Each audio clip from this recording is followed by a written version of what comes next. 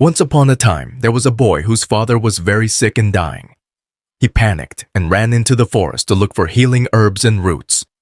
As he followed the path through the forest, he suddenly saw something glinting on the floor. At first, he thought it was a flash of light, but when he moved closer, he realized it was a flute. And then, to his great surprise, the flute spoke to him in a soft and tender voice. "I need you to pick me up. I am a magic talking flute. I will make your wishes come true." The boy was quiet for a second, and then he asked, "My father is sick and dying. Can you heal him?" The flute whistled. "Yes, I can heal your sick father. You can also make more wishes. However, there's a limit to how many wishes I can grant in my lifetime." The boy was so ecstatic, he could barely contain himself. He picked up the flute and dashed out of the forest to heal his sick father. On his way home, he unexpectedly met up with an old blind man. He approached him and said, "Hello, sir. I want to make you see again. I have a magic flute that will grant my wishes. Hey, flute, I wish for this blind man's sight to be restored. Let this be one of my wishes." At once, the old blind man surprisingly regained his sight. He jumped with great joy and thanked the boy for his help and kindness to him. The boy continued heading home, but he stopped when he stumbled upon an insane woman carrying a baby. He walked up to her and said, "Hello, ma'am. I want to bring back your sanity. I have a magic flute that will make my wishes come true.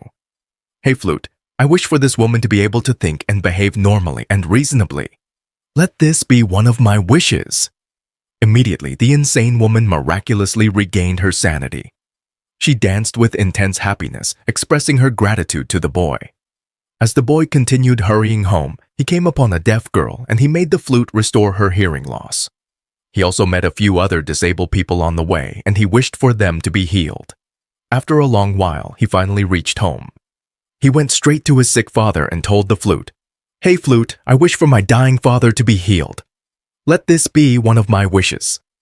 However, to his utmost surprise, the flute said, "I'm sorry, but you have already reached your limit as I can only grant 7 wishes in my lifetime. I told you before, but you wanted just so desperately to please everyone. If you're stopping on the road all the time to please every single person, you will lose everything that you took on your journey."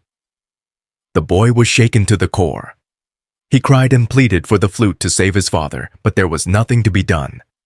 His father died shortly afterwards. How often do we try to please everyone? We like doing whatever it takes to make others happy. However, we don't always notice all the negative consequences that come along with it. By pleasing others, we will not only lose ourselves, but will lose everything we ever worked for. Although being kind and helpful is generally a good thing, but going too far to please others can be a recipe for loss, pain, and frustration. It can also leave you emotionally depleted, stressed, and anxious.